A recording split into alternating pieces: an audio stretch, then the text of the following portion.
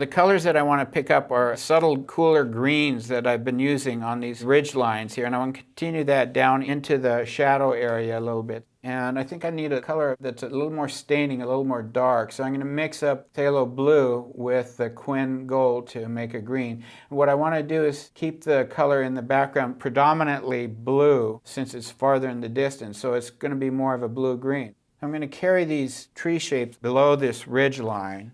And this also helps reinforce the idea of the diagonal, moving the eye down into the lower reaches of the painting here. So I'm just repeating these very short, little tiny brush strokes and then massing them together in some places to create a larger shape. Out from this forest mass, I show more individual trees. So the one thing I want to be careful of is not necessarily making individual trees, but seeing the forest before I see the trees. But out from the edges of that mass, I want to give the impression of these being trees. So I'm just going to continue working down slope here. And as I get down closer in the recesses of the shadows here, I'm going to use a cooler version of my green.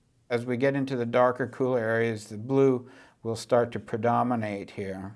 Now I'm starting to see something that's a little bit problematic is I'm starting to get a little bit of a V there. So I'm going to punctuate that area there with a few extra brush strokes so that we don't end up with some kind of a diamond shape or triangular shape that would be overly geometric or overly abstract. Even though all painting is abstract, we still want to trick the eye into thinking we're looking at something very real here.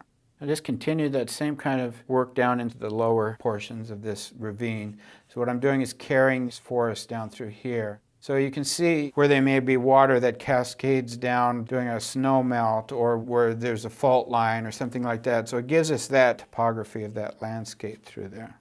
So it's changed the character of that area quite a bit by just adding the dressing on top of the salad by giving us a little bit of detail and direction. So right here what I'm doing is putting this dark against this lighter area, and it really starts to highlight this bit of light here in this ridge line here. As you know, with painting, it's mainly a problem solving after a certain point.